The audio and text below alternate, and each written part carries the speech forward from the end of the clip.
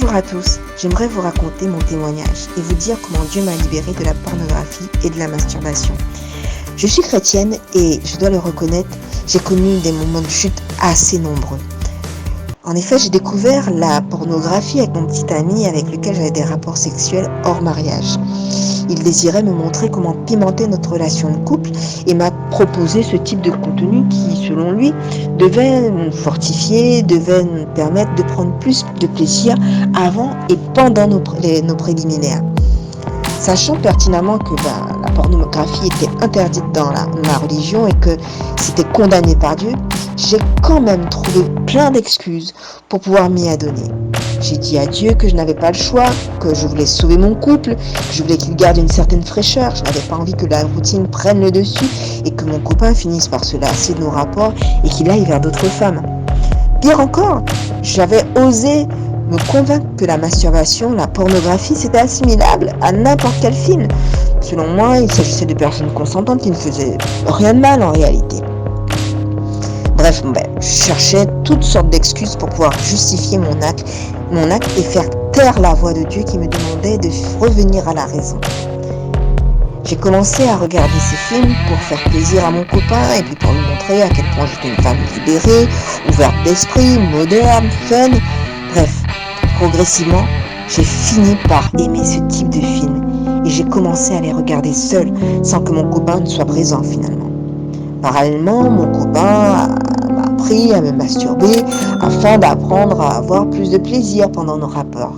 Ça avait l'air tellement fun et puis je voulais lui prouver que j'étais une femme capable de s'ouvrir à toutes sortes de possibilités et c'est là que j'ai commencé à m'y mettre. Cela a fini par devenir une habitude.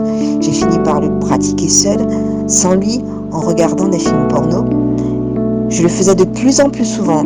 D'ailleurs, je dois avouer que ça m'arrivait de refuser des rapports avec lui pour courir me masturber seule de mon côté.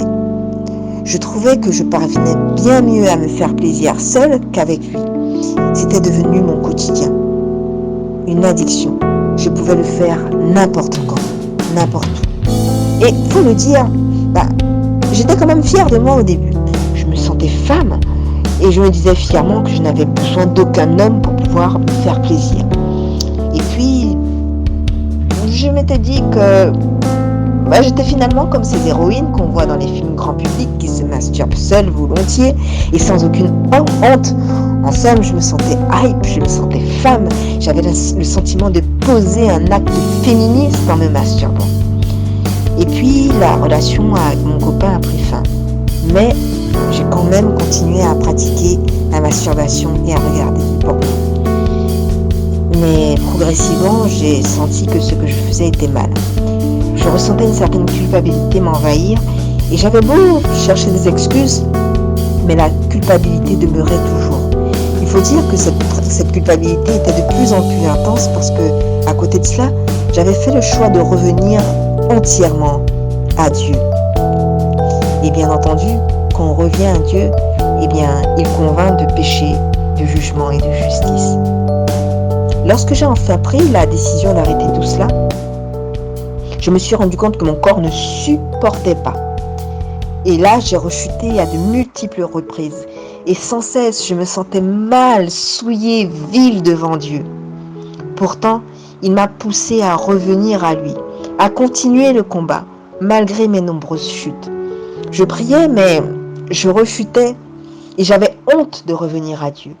Mais il m'a toujours attirée à lui en me disant « Je te relèverai, je te rendrai forte, tu peux compter sur moi, tu vaincras cette addiction. » 1 ou 2 mois après avoir pris cette ferme résolution de vaincre cette addiction, j'ai décidé de ne plus me laisser aller au découragement.